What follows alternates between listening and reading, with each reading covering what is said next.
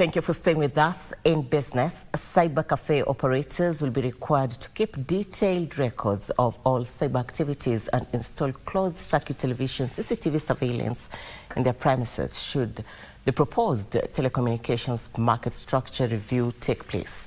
According to the Communication Authority, the review is aimed at, among others, tightening scrutiny of cyber cafes across the country. Weri Munjenga with that report. In recent months, the Communication Authority has recorded a surge in number of cyber cafes nationwide. This poses a challenge in monitoring and regulation of their activities. The proposed review seeks to introduce a new class of license that will require cyber cafe operators to keep detailed records of all cyber activities, install logging in software for each device, have surveillance in their premises, and ensure proper identification of all users. In addition, the authority is proposing the introduction of a new telecommunications equipment distributor license for wholesalers, suppliers and importers of communication equipment to curb the sale of substandard communication devices.